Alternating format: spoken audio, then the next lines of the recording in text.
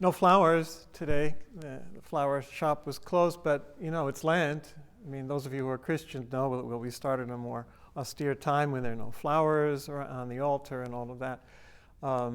So it's fitting, and who knows? Maybe the fact that we have such a full house today, people were saying, during Lent I'm going to do my Zen more assiduously. Who knows? But I would like to, in my homily yesterday, I was talking about dust and ashes. We get a cross of ashes on your forehead, and it seems to have an appeal to people, which I could never understand. But maybe it's because, as I was suggesting in my talk, in my homily yesterday, it's a relief to learn or to remind ourselves that we're just dust and ashes. I mean, it's a very Zen theme as well, after all, isn't it? I mean, everything is impermanent, it's passing away, don't cling. So it's a relief because we don't have to strive, to gain this or that and to be powerful and rich and young and all this stuff which is going to pass away anyway. So relax, Just, as I was suggesting, take each moment, each passing moment without clinging, without resisting, with gratitude and joy and compassion and love, and don't waste your time on anything else, just moment by moment. That's very Zen, very Christian. So I'd like to continue that theme and to continue the theme of, actually living your life to the full, coming back to the light, as we were saying last week.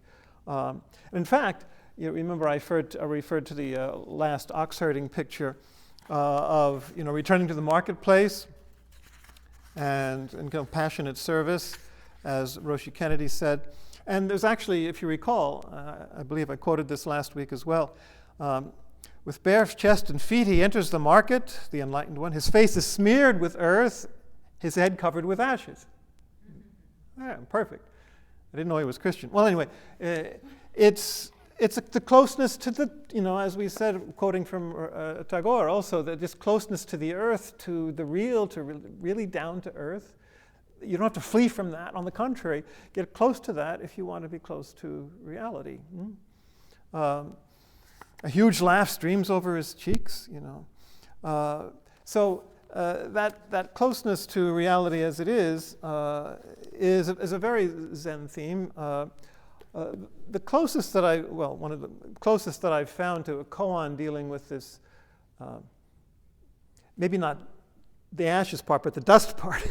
There's a koan, the 50th koan in the Blue Cliff Record is called particle, every atom, ATOM, samadhi, enlightenment. Every, or as translated elsewhere, each particle by particle, enlightenment. So a tiny particle of dust, can be your gateway to reality, to the whole, So you don't have to flee. On the contrary, go closest you can to the most humble reality, which is, of course, you yourself, dust and ashes, but your actual life. And this is the gateway, the gateless gate, to the experience of reality itself. It's all connected, as science also reminds us. So in fact, the koan is very simple, just a simple line. The great master Yun Men, it says, what is every atom, particle by particle samadhi, or enlightenment, concentration? And the answer is rice in the pail and water in the bucket. You know how, in Zen, the famous phrase, you just go and chop the wood and carry the water, wash your bowl. In other words, your simple, humble life, no pretense at all. Just be present to your meal or to your chore. And that's the gateway to the whole of reality. It's concentration doesn't lead you to some abstract, esoteric place. It leads you right back to what's real, in the humblest possible sense. Roshi Kennedy himself in that chapter quotes the 51st koan, not in the Blue Cliff Record, but in the Denkoroku, the record of transmitting light, which is about Dogen, the great Japanese master, the founder of Japanese Zen. And it's a very famous phrase that Dogen uses himself about, what is Zen, what is reality, and I won't go into the whole thing, but it says it's the falling away of body and mind. So in our practice, and when you work in samadhi and concentration, your body and mind as separate realities fall away. You're not aware of them as you were before. It's a whole level of consciousness. But the koan goes on to say, the master that he's speaking to says, Dogen is saying, well, am I really enlightened with this? He says, yes, because you didn't just let body and mind drop away, but you dropped away, dropping away. So in other words, and they drop away at a certain level of consciousness when you seem to be off in another dimension, but then you drop that off and you just come back in a new awareness now, but simply to the reality. Another famous presentation of that, a famous story, you've probably heard this, it was one of the earliest Zen stories I heard, is that in the beginning, mountains and rivers are mountains and rivers. People just see them and they don't think twice about it. Later, when you really are present and go deep into it, they're not mountains and rivers anymore. In other words, body and mind drop away. So do mountains and rivers. But the third stage is they're mountains and rivers again. You drop off the dropping off. Now, you don't see the mountains and rivers the same way you did or didn't in the beginning, but it's just the mountains and rivers. You're more present than ever to them. And that's a really important, it's coming back to the marketplace. So my good friend Bernadette Roberts, has a couple of reflections on this in her Path to No Self. She said when the whole being becomes united at this deeper level, she's speaking from a Christian perspective, but I mean this is what happens also in any genuine practice, is that you are united on a deeper level. You reach a deeper level of being and consciousness. But then she says what happens is all the rest of your faculties, all the rest of your being is included. And she speaks about this in theistic terms, but this is what she said. I doubted very much that God could stoop to this too human level.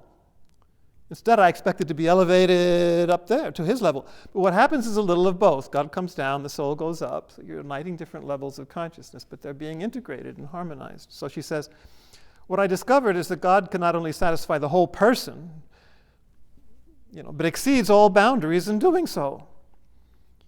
He can possess us so fully as to obliterate the self, take over its existence, its very breath, and completely dumbfound us. There is left no doubt that God, the Absolute, loves the whole of us, and that our need for this holistic love is in the nature of things, the way we were made, and that it's God's pleasure to prove this love to us. In other terms, we feel this deep compassion as the very reality of the universe, that it embraces and includes all of us, every dimension of us, every part of us, the humblest part and the most lofty, and those distinctions mean nothing anymore. That's just duality, giving categories. And she goes on to say that that's, in the Christian tradition, speaking about a mystical marriage or the mystical espousals, is especially powerful because it does include our whole being. It wouldn't, if it didn't, the image would fall flat, which is a very interesting insight as well. Earlier on, when she speaks about going beyond our thoughts and images and all faculties, which is of course very Zen as well, to this pure experience in being, in concentration. She says, it's not on a conceptual basis, obviously. Otherwise, our deepest union would be mental, kind of the union of intellects, which, of course, no spiritual tradition says is where you meet ultimate reality on the level of mind. Of course not. Our center of union is on a deeper level than mind or intellect. It is in the very center of existence. That's a good phrase. Something Eckhart Tolle might identify with that. The power of now, the very center of being. The very center of being. She calls it a will to God, or a will to being. It does not think, speak, remember, or form images. It's a silent power that takes its power from God, or from the Absolute, if you will. And in this silence, our will runs into his. To know this will, we have only to remain silent, remain in the still center, which automatically, without a single thought, is the perfect acceptance of the present moment. Wow, I mean, that could be a Zen master saying that. You're just, the deeper you are, the more silent you are, the more you're in the present moment. And what we are. So to know the, quotes, will of God, we have only to remain silent, remain in the still center, which automatically, without a single thought, is the perfect acceptance of the present moment and what we are at the moment. Thus, all the intellectual searching, including the often agonizing efforts to ascertain the will of God, is nothing more than the refusal to accept the present moment. Wow. That should be written across every altar, in every church, Stop fussing about trying to figure out the will of God in your head. It's not going to work. That's not how it comes to you. It comes to you in the present moment. It wells up from the moment, from your being, from your deepest being. That's where you'll find, who you're supposed to be and what you're supposed to do. It's always in that present moment, that sacrament of the present moment, if you will. The secret of the unit of life is the ability to live in this passive silence, always here and now. The truest communication is total silence. There's not a single word in existence that could convey this level of communication. Yes, indeed. So it's the deepest possible level beyond all faculties. And yet, or shall we say therefore, it embraces the whole of us and the whole of reality in every slightest simple dimension of our life right here and now. Wow. Right back to where we are, to where we should be. And this is, we connect obviously here with everything. Because the highest, the deepest, the broadest level, they're all connected and they're all the same. And that consciousness is, what is that consciousness? Well, it's Buddha consciousness, of course. We can say it's Christ consciousness, the perfect union of highest and lowest in matter and spirit. And what do we call that? The incarnation. So that's certainly Christ consciousness when we reach that. It's exactly what, back to the river of light, our Jewish brothers and sisters point out as well. He says, so how this is a paradox of any spiritual search. From the voice that speaks from the highest heavens is the voice from the inner chambers of the self. How could this be? How could we not be destroyed, the burning bush not be consumed? To have these dimensions so closely, intimately joined. How could consciousness behold itself? Sooner or later, all religious traditions must confront this impossible logic. And their solution to that problem will determine the form the religion will take. Interesting. What was without shall merge with what was within. It's a kind of primary human experience toward which science and religion converge, indeed. The Bible's image for the resolution of this is the coming of the Messiah, which we're talking about, Christ. The final transformation of consciousness itself. The Baal Shem Tov, whom you may know is one of the most revered Hasidic rabbis of all time, he said this: the coming of the Messiah does not depend upon anything supernatural, but rather upon human growth and self-transformation. The world will only be transformed when people realize that the Messiah is not someone other than themselves,